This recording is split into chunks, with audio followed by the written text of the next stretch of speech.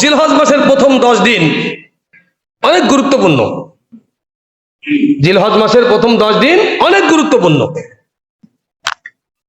তো গুরুত্বপূর্ণের ভিতরে জিলহজ মাসের প্রথম 10 দিন অনেক গুরুত্বপূর্ণ। তার ভিতরে এই 10 দিন কিছু নেক আমলও আছে, কিছু আমলও আছে। যেরকম আল্লাহ তাআলা সূরাতুল ফজর, ওয়াল ফজরি ওয়া লায়ালিন আশ ওয়াশ শাফঈ ওয়াল ওয়াতর, সময়ের কসম, সবে সাদেকের কসম, ফজরের কসম খেয়ে আল্লাহ তাআলা বলতেন 10 রাত্রের কসম।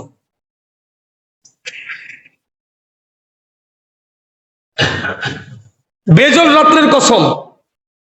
তো এই তাফসীরের ভিতরে, এই আয়াতের তাফসীরের ভিতরে আসছে এই 10 রাতের কথা বলা হয়েছে জিলহজ মাসের।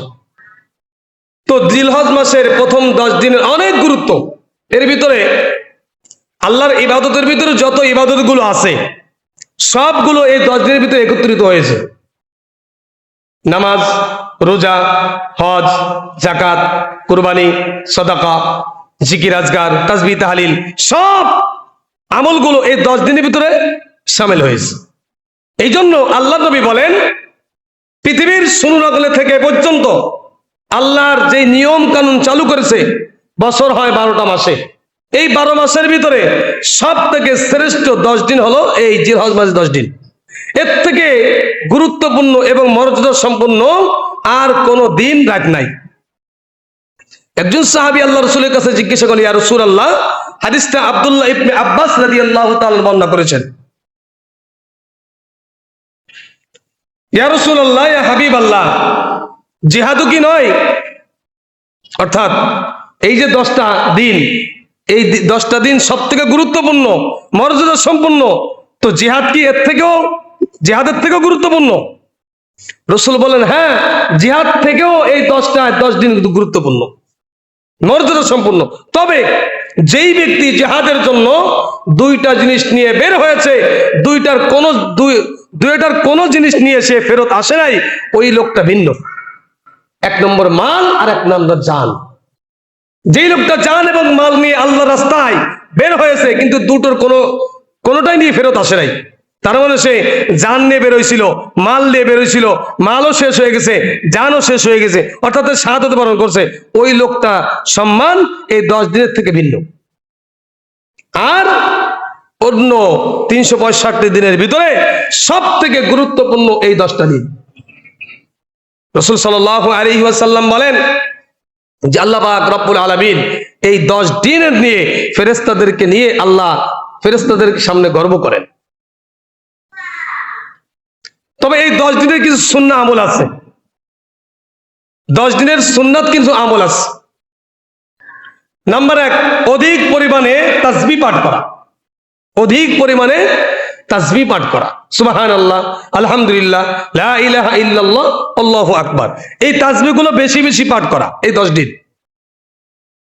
হযরত আব্দুল্লাহ ইবনে আমর রাদিয়াল্লাহু তাআলা তিনি বলেন যে আল্লাহর কাছে সবথেকে মর্যাদা এবং গুরুত্বপূর্ণ দিন হলো জিলহজ মাসের 10 দিন, প্রথম 10 দিন। তো রাসূল বলেন, তোমরা বেশি বেশি করে এই 10 দিন তাসবিহ পাঠ করো। দ্বিতীয় নম্বর, এই 10 দিন বেশি বেশি জিকির আজগার করা।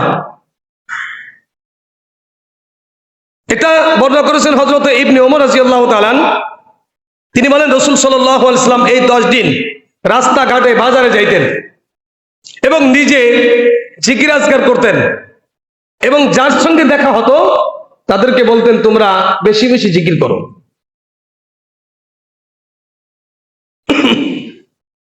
আরেকটা আমল হলো যে এই 10 দিন যারা কুরবানি করবে এবং যারা কুরবানি করবে না, বিশেষ করে যারা কুরবানি করবে তাদের জন্য চাঁদ উদিত হওয়ার পর থেকে নিয়ে কুরবানি করা আগ পর্যন্ত হাতের নখ, পায়ের নখ, মোষ, চুল, অঙ্গ প্রত্যঙ্গে পরিষ্কার পরিচ্ছন্ন করা থেকে বিরত থাকা, এটা একটা সুন্নাহ যারা কুরবানি করবে তাদের জন্য। কিন্তু যদি কোনো ব্যক্তি যারা কুরবানি করবে না তারাও আমলটা করতে পারে, তাহলে এই 10টা দিন এই চুল, নখ, অঙ্গ প্রত্যঙ্গ পরিষ্কার পরিচ্ছন্ন করা থেকে বিরত থাকা যারা কুরবানি করবে বিশেষ করে তাদের জন্য। আর যারা করবে না এরাও আমলটা করতে পারে। তো সেই হিসেবে 18ই মে, এই যে আজকে হলো 15 শুক্রবার, 16 শনিবার, 17 রবিবার, 18 সোমবার। সোমবারের দিন চাঁদ উঠবে। তো যারা কুরবানি আমরা করব, সোমবারের দিন যাদের চুল কাটার প্রয়োজন চুলটা ছোট করে নিব, মোষ কাটার প্রয়োজন মোষটা ছোট করে নিব, অঙ্গ প্রত্যঙ্গ পরিষ্কার পরিচ্ছন্ন করার প্রয়োজন আমরা সোমবারের আগে বা সোমবারের দিন আমরা পরিষ্কার পরিচ্ছন্ন করে নিব। 18ই মে, 18 মে থেকে নিয়ে 28শে মে কুরবানির দিন, কুরবানি করা আগ পর্যন্ত আমরা মোষে হাত দিব না, চুলে হাত দিব না, হাত পায়ের নখে হাত দিব না। এটা একটা সুন্নাত। এই 10 দিনের সুন্নাতের ভিতরে একটা সুন্নাত।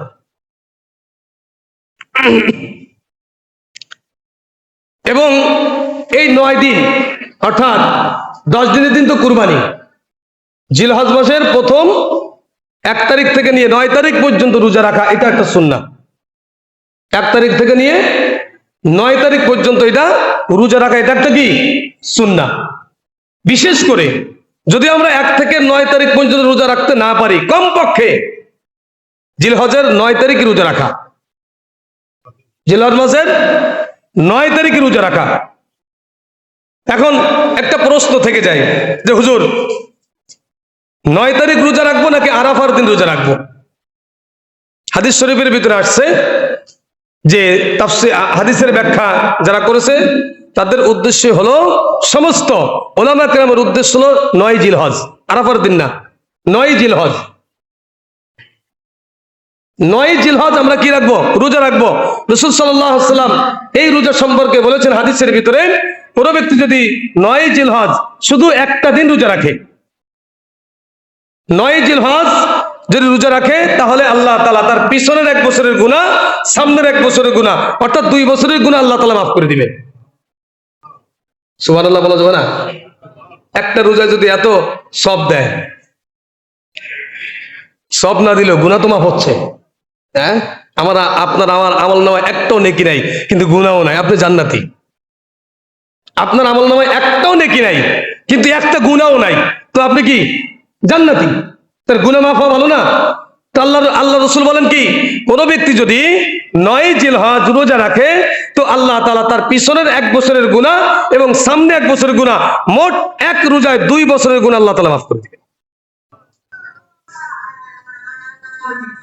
এখন যাদের ভিতরে সন্দেহ থেকে যায় যে রোজা কি আরাফার দিন রাখবো নাকি 9 জিলহজ রাখবো, এভাবে যদি কেউ চিন্তা করে, অনেক সময় আমরা তো মোবাইলের অ্যাপসের মাধ্যমে খালি একটু হাদিসের তরজমা দেখে আমরা কই না এখানে বলছে আরাফার দিন রোজা রাখা। আরে ভাই, অবশ্যই আরাফার দিন রোজা রাখার কথা বলছেন, তবে প্রত্যেকটা মুহাদ্দিস লিখেছেন এই আরাফার দিন হলো 9 জিলহজ। এখন যাদের দিন আগে আসে, যাদের দিন পরে আসে, তারা কি করবে? এখন আপনি আরাফার দিন রোজা রাখলেন, আরাফার দিন হয় আমাদের দেশের 8 তারিখে, আমাদের দেশের কি 8 তারিখ আরাফার দিন হয়। তাহলে আরাফার দিন পরের দিন হলো কি কুরবানি। তাহলে আমি তো কুরবানি তো পরের দিন করি না, আমি তো 10 দিনের দিন কুরবানি করি নাকি? কথা বলে বোঝেন না আমার কথা? আমরা তো জিলহজ মাসের 10 তারিখে কুরবানি করি, তো 9 তারিখে হলো কি রোজাটা। আর যদি কেউ সন্দেহ থাকে, তাহলে 1 থেকে নিয়ে 9 তারিখ 9টা রোজা রাখবেন, কোনো সমস্যা নেই, কোনো সন্দেহ থাকলো না। তা না পারলে 8 তারিখ রোজা রাখবেন, 9 তারিখ রোজা রাখবেন। আরাফার দিনে রোজা রাখা হলো, 9 তারিখ রোজা রাখা হয়ে গেল। যাদের ভিতরে বেশি সন্দেহ থাকে, প্রশ্ন বেশি জাগে, হাদিসের তরজমা দেখে খালি আরেকজনকে ঈশ্বর জন্য না, হুজুর কয় 9 জিলহজ, এখানে লেখছে আরাফার দিন, হুজুরের কথা সহি না। তাহলে আমরা রোজা রাখবো 1 থেকে 9টা, এটা একটা সুন্নাত। আর এই 9 দিন বেশি বেশি বেশি বেশি করে ইবাদত বন্দি করব।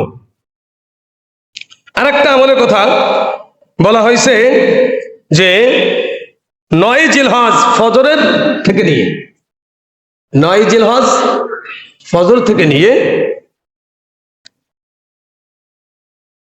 9 জিলহজ হলো 27শে মে বুধবারের দিন হয়, বৃহস্পতিবার ঈদ হবে, বুধবার দিন ফজরের নামাজ থেকে নিয়ে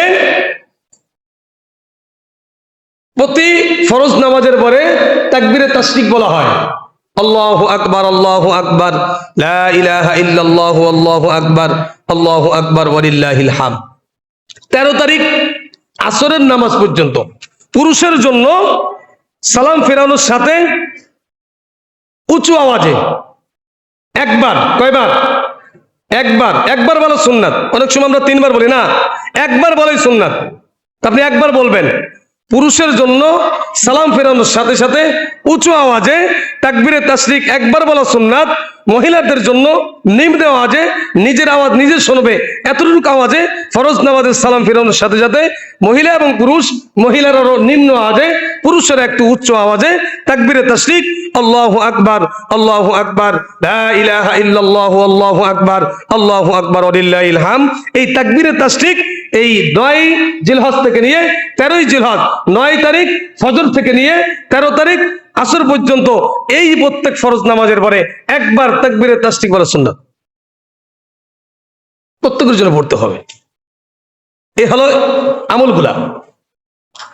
এখন বছরে 5টা দিন রোজা রাখা হারাম, শুনেছেন আমরা? তো সেই রোজা রাখা হারাম হলো কুরবানির 4 দিন। কুরবানি কয় দিন?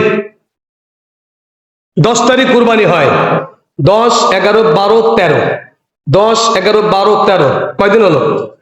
4 দিন। আল ঈদুল ফিতরের 1 দিন। এই 5টা দিন রোজা রাখা হারাম। তার ভিতরে কুরবানির কয়দিন? কুরবানির দিন সহ 4 দিন। কুরবানির দিন সহ, আর কুরবানির দিন বাদে 3 দিন। কুরবানির দিন বাদে 3 দিন, আর কুরবানির দিন সহ 4 দিন। মানে 28শে মে, 28, 29, 30, 31, 31শে মে, অর্থাৎ 28শে মে থেকে নিয়ে 31শে মে পর্যন্ত এই 4টা দিন রোজা রাখা হারাম। এই 4টা দিনের কথা রাসূল বলেন তোমরা বেশি করে খাও, এই 4টা দিন খাওয়ার জন্য। তো আমরা এই আমলগুলো করবো ইনশাআল্লাহ। তো আল্লাহ পাক রব্বুল আলামিন আমাদেরকে এই জিলহজ মাসের প্রথম 10 দিনের ফজিলতের কথা অনেক বর্ণনা করেছেন। তো এখানে নামাজ আছে, রোজা আছে, হজ আছে, আরেকটা আমলের কথা বলছেন যে তোমরা নফল সাদাকাত বেশি করে করো। এই 10 দিনে বেশি করে কি নফল সাদাকাত করো। তার এখানে নামাজ আছে, রোজা আছে, হজ আছে, যাকাত আছে, নফল সাদাকাত আছে, সমস্ত নেক আমল এই 10 দিনের ভিতর আছে বিদায় রাসূল বলেন আল্লাহর কাছে এই 10 দিনের মর্যাদা অন্য সমস্ত দিন রাতের থেকে বেশি। আল্লাহ পাক রব্বুল আলামিন আমাদের সকলকে